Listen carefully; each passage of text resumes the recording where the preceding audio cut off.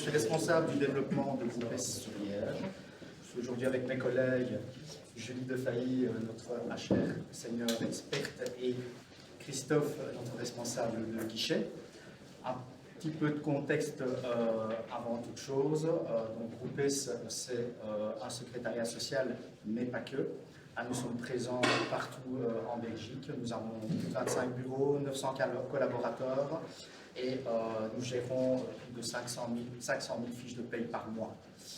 Et donc, on est actif effectivement au niveau du secrétariat social, en guichet d'entreprise, en caisse pour les indépendants, en allocation familiale, mais nous avons également tout un multiservice qui reprend des assurances, qui reprend de l'outplacement, qui reprend toute une série de matières, effectivement, au niveau des ressources humaines. C'est pour ça qu'aujourd'hui, nous sommes là. Et je remercie notre partenaire, par ailleurs, IBgraph, de nous avoir invités et de nous donner la parole sur autre chose que ce qu'on a vu jusqu'à maintenant, malgré qu'évidemment, il y ait un lien, c'est-à-dire sur les thématiques RH et notamment aujourd'hui sur le recrutement 2.0.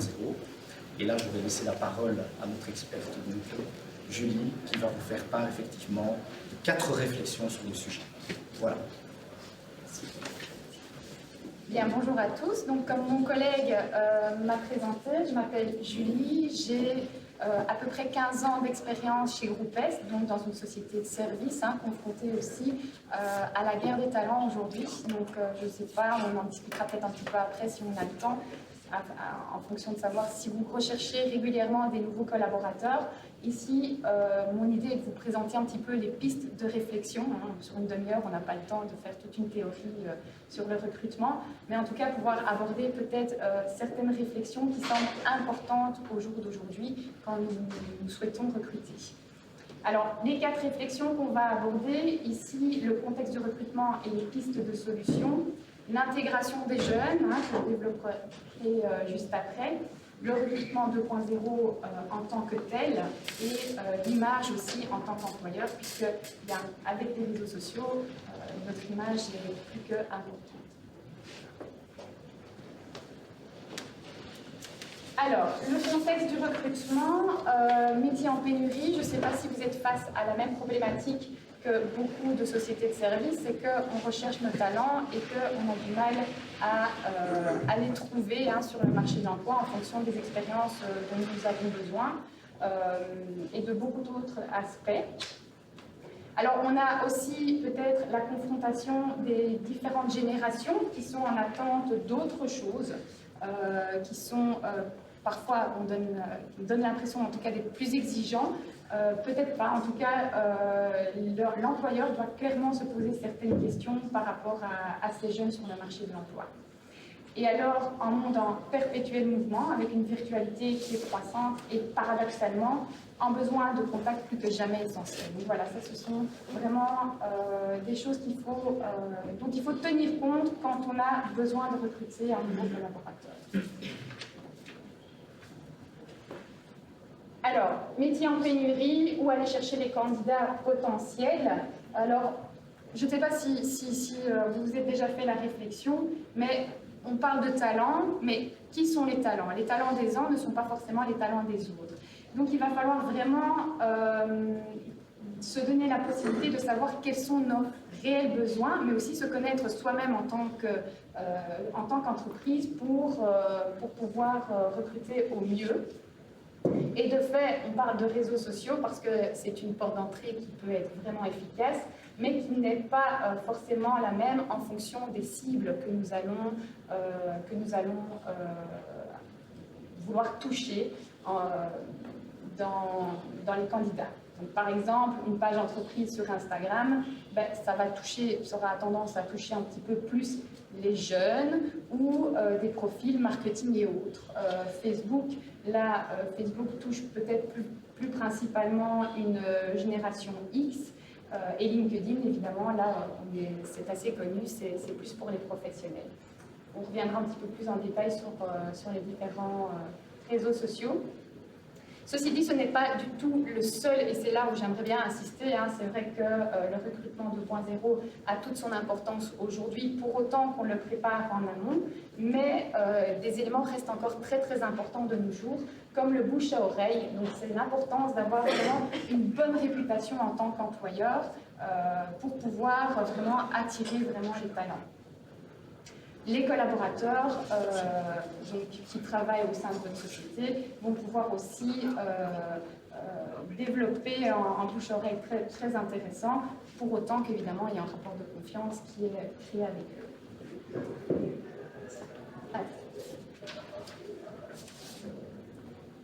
Alors, qui sont mes talents? Donc ça, c'est vraiment le travail en amont que je vous disais qui était important de faire. Si on ne se connaît pas soi-même en tant qu'entreprise, on aura vraiment beaucoup de mal de trouver le candidat qui répond vraiment à nos attentes.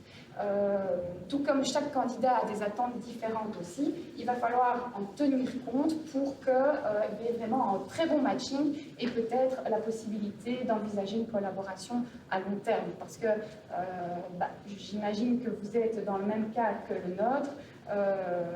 Les personnes administratives au sein de nos sociétés doivent développer une expertise assez importante, et donc dans ce cadre-là, il faut pouvoir se projeter à long terme pour qu'il y ait une certaine rentabilité de cette personne. Donc connaître son entreprise, ses valeurs, sa culture, ses besoins aussi pour répondre à la stratégie mise en place. Donc, faire une analyse SWOT, c'est souvent ce que je préconise, c'est-à-dire analyser mes forces et mes faiblesses, mes opportunités et les menaces peut-être sur le marché, pour pouvoir vraiment devenir un peu plus un vendeur de sa société. Hein, on parle de guerre des talents, eh bien, il faut devoir se vendre. Mais pas à n'importe quel prix non plus. Connaître ses défauts, ça va nous permettre vraiment de voir dans quelle mesure on peut améliorer les choses, ou bien si pas, pouvoir de toute façon faire avec. Je prends un exemple, il n'y a pas la possibilité de faire du télétravail. Au jour d'aujourd'hui, on sait que le télétravail est un aspect essentiel pour les jeunes. Ça s'est en plus accéléré avec la crise sanitaire. Eh bien, si je ne peux pas offrir du télétravail, qu'est-ce que je peux peut-être offrir d'autre? Quelle cible je vais aller chercher sur le marché du travail? Peut-être que je vais insister sur le fait qu'il serait important que la personne ait un domicile assez proche, notamment de mon bureau, pour justement éviter que la distance soit problématique. Donc voilà, c'est vraiment toute une réflexion en amont très importante à avoir, que vous passiez par les réseaux sociaux ou non pour recruter. Alors, préparer l'entretien, alors ça c'est toujours le paradoxe, il y a évidemment des questions importantes à poser, mais j'insisterai toujours sur le fait qu'il faut écouter la personne.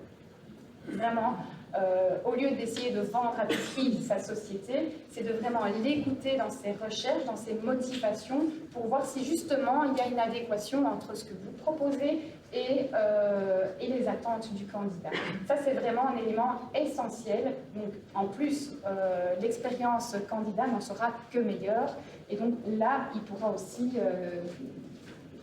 faire passer un message assez positif à travers même les réseaux sociaux, parlant de vous positivement en tant qu'employeur. Alors, donc, comment concilier les deux? Finalement, je vais résumer un petit peu ce que je viens de dire, hein, savoir ce que nous pouvons offrir aux futurs collaborateurs ou pas, et faire avec. Entretien basé sur la personnalité, donc oui, les compétences, c'est bien, mais finalement, une personne qui a une personnalité qui cadre avec vos valeurs, votre contexte, sera d'autant plus une personne sur qui vous pourrez compter à long terme. Donc, voir un petit peu leur style d'approche dans des situations professionnelles spécifiques. Si vous avez besoin d'une personne qui prenne les devants, par exemple, face à la clientèle, qui soit autonome, vous allez peut-être essayer d'évaluer quelle réaction il aura vis-à-vis d'un client mécontent. Donc voilà, donc s'il vous dit moi je vais voir mon chef et je transfère l'appel, ou si effectivement il va avoir une réaction tout à fait différente qui correspond peut-être plus à votre manière de fonctionner aussi. Donc ces valeurs et ces motivations permettront aussi de vérifier la bonne adéquation entre l'entreprise et ses besoins, et c'est une garantie de plus de stabilité. Si vos valeurs à vous, c'est vraiment le service client, la qualité de service, et que cette personne dit que pour lui, voilà, c'est pas tant la rentabilité, pas tant l'ambition pour lui qui est important, mais plutôt justement pouvoir servir le client, être au service du client, mais vous savez qu'il y a une bonne adéquation. Alors, évaluer dans quel contexte aussi pourra développer tout son potentiel. Au jour d'aujourd'hui, c'est plus qu'important parce que les travailleurs sont vraiment en recherche dans le développement personnel et professionnel. Donc, on parle beaucoup de stabilité, hein. On dit oui, mais les jeunes aujourd'hui, ils ne sont pas stables. Ben, si, ils recherchent une stabilité, mais dans un contexte dynamique, c'est toute la nuance. Donc pouvoir offrir ce contexte dynamique, être à l'écoute de ces candidats et ces travailleurs, du coup, c'est très important pour un développement d'une collaboration à long terme. Et alors ces comportements qui reflètent sa personnalité, donc des comportements, bien, on peut poser la question pour voir un petit peu quelle attitude il a, par exemple en groupe, voir quand vous aviez des travaux de groupe, si c'est un jeune qui sort de ses études, quelle position vous preniez par exemple dans ces travaux. Est-ce que vous étiez plutôt l'organisateur, le bout en train, enfin voilà, donc comme ça vous allez un petit peu pouvoir évaluer dans quel contexte il se développe le mieux et quel comportement il va adopter dans votre équipe pour peu que vous soyez plusieurs au sein de la société. Alors, évidemment, soyons clairs, la guerre des talents nous oblige à revoir nos fonctionnements aussi pour les adapter et proposer une dynamique plus en adéquation avec le monde d'aujourd'hui. Alors, le package salarial, oui, c'est important, mais ce n'est pas l'essentiel, contrairement à ce qu'on peut imaginer. C'est vrai que de prime abord, les personnes peuvent imaginer qu'un meilleur salaire vont les pousser vers l'extérieur, mais pas du tout. Il y a des éléments qui sont beaucoup plus importants en termes notamment de flexibilité, d'autonomie, d'équilibre, vie professionnelle, vie familiale, et d'autres aspects, hein, je vous parlais du développement aussi personnel, qui sont des aspects tout aussi importants que le package salarial. Ceci dit, il est important de pouvoir se situer aussi par rapport au package salarial de ce qu'on peut offrir par rapport peut-être à nos concurrents et essayer de voir comment est-ce qu'on peut pallier si on est un peu inférieur avec d'autres avantages en tout cas. Alors, ça c'était pour la première réflexion, un petit peu le cadre. La deuxième réflexion, j'aimerais vous parler justement de l'intégration des jeunes. Nous, en tout cas, chez Groupe S, on est confronté au fait que, en tout cas, encore plus pendant la crise sanitaire, eh bien, les personnes seniors avec expérience ne veulent pas être débauchées, préfèrent la stabilité dans des moments pareils, et donc nous sommes confrontés au fait que nous devons engager des jeunes que du coup nous devons former. D'où l'importance vraiment de se concentrer sur la formation, mais aussi surtout sur la possibilité d'intégrer ces jeunes avec leurs valeurs à eux et donc la parfaite adéquation avec la société. Voilà, donc le management de la génération Y se veut aussi différent. Je vous parlais de leur donner l'autonomie, mais dans un cadre structuré, aussi de pouvoir suivre ces personnes dans leur carrière. Puisqu'ils ne veulent pas se voir stagner, il faut pouvoir voir justement comment on peut leur offrir ce développement personnel et professionnel. Et être attentif aussi à l'intégration, notamment avec l'autre génération. C'est vraiment deux générations qui peuvent être complètement complémentaires, et notamment en termes de transmission d'informations. Les jeunes peuvent justement apporter pas mal de modernité au niveau de la connaissance, des technologies et autres. Donc il faut vraiment pouvoir amener à ce que les générations différentes puissent bien collaborer. Alors, je ne sais pas si vous connaissez ce dicton qui disait « Nos jeunes aiment le luxe, ont de mauvaises manières, se moquent de l'autorité et n'ont aucun respect pour l'âge. À notre époque, les enfants sont des tyrans. » Vous savez qui a dit ça? C'est juste une petite réflexion. Eh bien, c'est Socrate, 450 années avant notre ère. Donc, de tout temps, on a le sentiment que les jeunes sont un peu différents. Je crois simplement qu'il faut prendre conscience que, effectivement, les attentes sont différentes, mais pas forcément moins bien.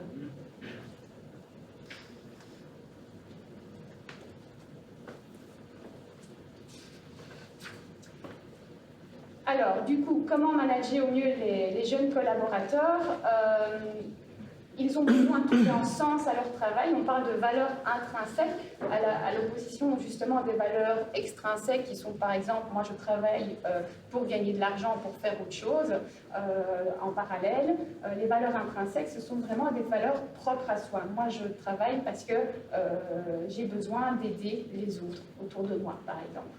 Donc les valeurs des entreprises, leur raison d'être sont donc super importantes et c'est dans ce cadre-là que je vous disais c'est important de pouvoir se connaître et connaître ces valeurs aussi qu'on peut mettre en avant, notamment sur les réseaux sociaux.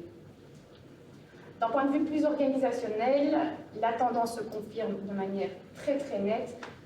Les collaborateurs aspirent à un excellent équilibre entre vie privée et vie professionnelle. Il y a différents éléments, hein, on parle de télétravail beaucoup aujourd'hui, mais il y a d'autres éléments qui permettent cet équilibre vie privée et vie professionnelle. Simplement, il faut faire une analyse de sa propre société. Sans oublier que la stabilité, la mobilité interne et l'autonomie font toujours partie des critères des candidats et des collaborateurs. Alors, en management plus collaboratif, un rapport de confiance devient aussi un élément essentiel. Hein. On n'est plus dans des rapports d'exécution pure, mais le besoin d'avoir vraiment ces échanges productifs où la génération Y a la possibilité de donner ses idées aussi, de se sentir écouté. Ça, ce sont des valeurs extrêmement importantes pour un bon rapport collaborateur et chef d'entreprise.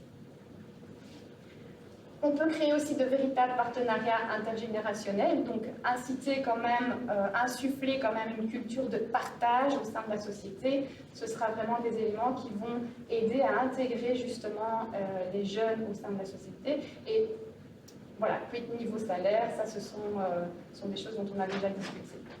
Donc, pour retrouver tout ça chez un candidat, il faut être particulièrement attentif lors du recrutement à la motivation de la personne, des valeurs qui justement va le motiver dans sa carrière et le savoir-être de la personne.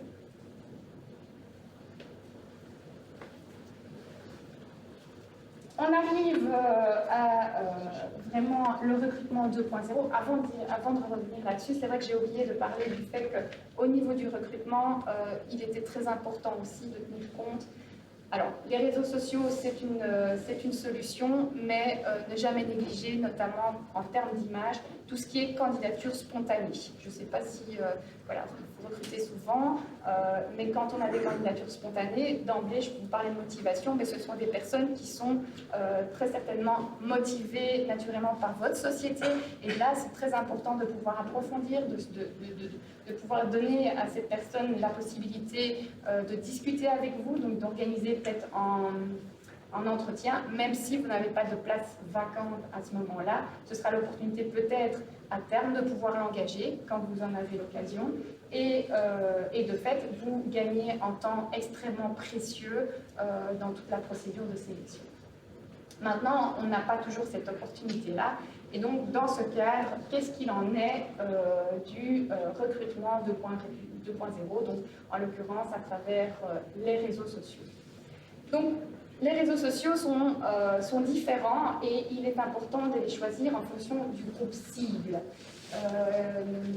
Selon le candidate persona, qu'est-ce que c'est le candidate persona? C'est l'idée que vous faites vous-même du candidat idéal, finalement, par rapport aux données biographiques, par rapport à sa personnalité, par rapport à d'autres contextes. Et donc, en fonction de ce profil idéal, vous allez cibler des groupes différents.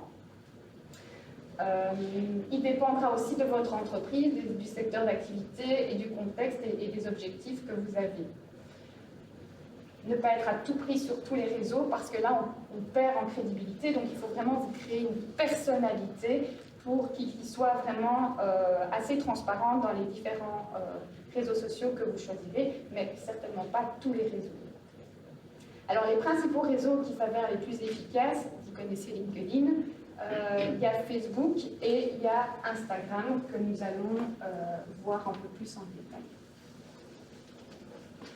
Alors LinkedIn reste le réseau professionnel par excellence. Donc là, on est vraiment amené à toucher les professionnels avec souvent des expériences, mais qui ne sont pas forcément à la recherche active d'emploi. Donc il va falloir aller les chercher, et on sait que ça prend quand même pas mal de temps. Donc aller vraiment voir les personnes qui pourraient être intéressées par votre société. Et alors là, par rapport à ce que j'ai dit tout à l'heure, c'est vraiment crucial de justement bien connaître des possibilités d'offres qu'on peut faire à ces personnes qui finalement ne sont pas forcément à la recherche dans notre défi.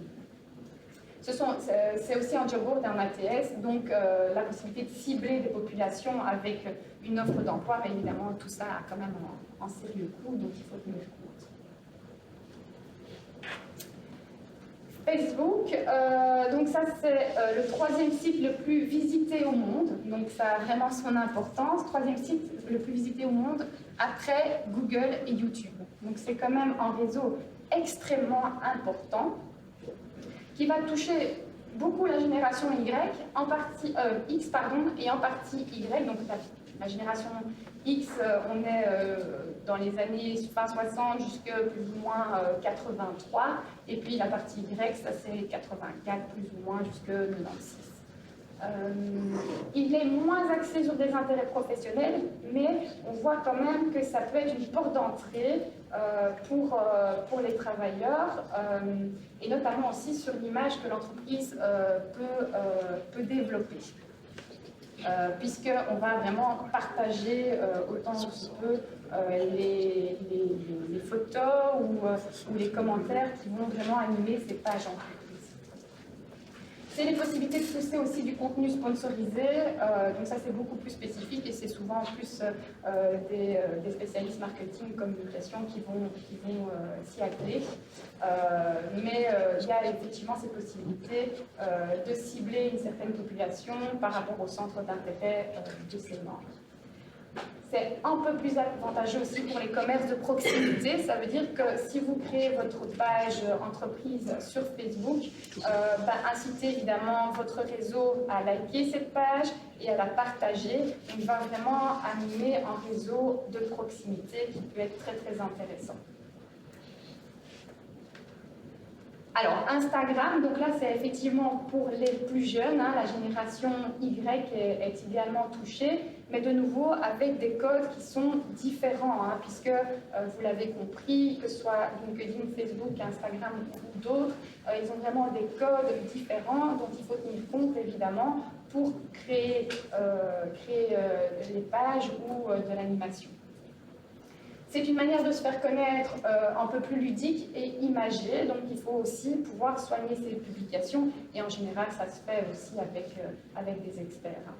Ça peut être intéressant pour certaines entreprises avec des cibles bien particulières, des jeunes. Les nouveaux réseaux sociaux, donc TikTok, Snapchat et Twitch, donc ça ce sont vraiment des tendances de profil plus junior, beaucoup moins qualifié. Donc là, ça peut être parfois intéressant aussi parce que notamment Twitch touche pas mal de geeks, hein, au sens propre du terme. Et donc pourquoi pas aller chercher quelqu'un qui n'a pas forcément de diplôme, mais qui aura pas mal de potentiel au niveau de technologie. C'est beaucoup moins sûr, hein, en termes de réseau et en termes de sélection de candidats. Donc, la réussite n'est vraiment pas assurée, mais parfois ça peut être un pari qui peut être gagnant, quoi. Il faut vraiment prendre le temps de s'y intéresser dans ces réseaux sociaux parce que ça ne s'invente pas, hein. Si on veut vraiment réussir son entrée dans ces différents sites, il faut s'y connaître et faire, je dis encore, je préconise de faire appel à des spécialistes pour ça.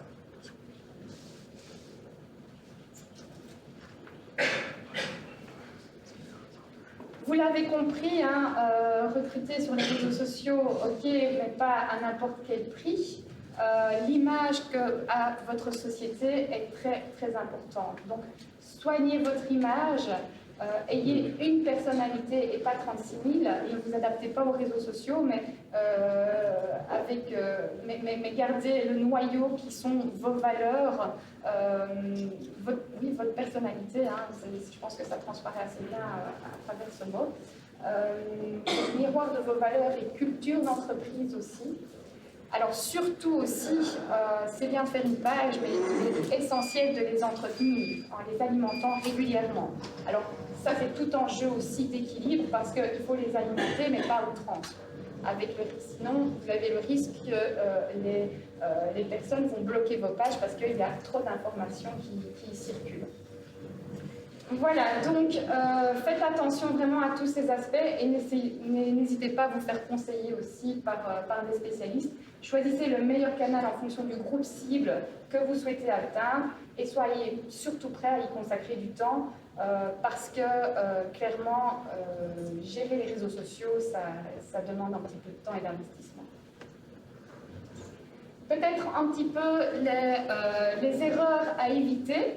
Les erreurs de langue ou de fait dans vos publications, hein, c'est important des pointilleux à ce niveau-là. Le profil qui est désuet ou incomplet, donc on parlait de soigner votre image, et bien avoir un profil complet fait partie de cet aspect-là. Donc pas de surabondance ou impertinence des publications, l'utilisation d'un ton inapproprié pourrait poser problème aussi, donc trop familier ou trop formel. Hein, on est des sociétés de services quand même très formelles, donc c'est important de respecter ce ton à travers les différents commentaires que vous seriez amenés à faire. L'utilisation peut-être maladroite des fonctions, donc oui, les émoticônes et des mots-clics comme les hashtags, etc., mais toujours les utiliser aussi avec parcimonie. Attention à l'étroitesse du contenu, donc toutes les publications n'ont pas à porter sur l'embauche. Évidemment, certains peuvent par exemple faire aussi état d'un prix de gestion des ressources humaines ou des formations offertes aux employés, d'une journée de consolidation d'équipe, hein, très important. On sait qu'aujourd'hui, l'esprit d'équipe, la collaboration sont des éléments cruciaux pour engager du personnel, ou même mettre des articles intéressants qui vous présentent un petit peu. Voilà. Conclusion, pour utiliser les réseaux sociaux, connaissez votre objectif avant de choisir lequel et comment. En fonction des candidats que vous voulez atteindre, choisissez le canal préférentiel et surtout préparez le terrain en amont. Soignez votre image, travaillez sur votre visibilité, bien se connaître en tant qu'entreprise avec ses forces et ses faiblesses, être capable de décrire ses valeurs et sa culture d'entreprise. Et parlez-en autour de vous, sachant que 18% des candidats s'en remettent à leurs relations et références, bien, ça a vraiment son importance. À savoir aussi que les personnes utilisent en général plus d'un canal, donc essayez de voir lesquels seront les plus efficaces pour vous. Et à savoir aussi que les réseaux sociaux gagnent en importance, mais ils ne sont pas tout, parce que encore beaucoup de candidats font appel à l'intérim ou les agences de recrutement, en l'occurrence respectivement 36% et 23%, donc ne négligez pas tous les autres réseaux possibles dans la recherche de votre talent. Voilà, merci pour votre écoute. Je ne sais pas si vous avez des questions par rapport à tout ça, ou si vous recrutez, non ? Je ne comprends pas la question. Si vous êtes amené souvent à recruter ou si vous avez des questions par rapport à ce que j'ai présenté. Ah non, je le fais, mais c'était très intéressant. Merci. Mais voilà, en tout cas, je vous remercie de votre attention et à très bientôt.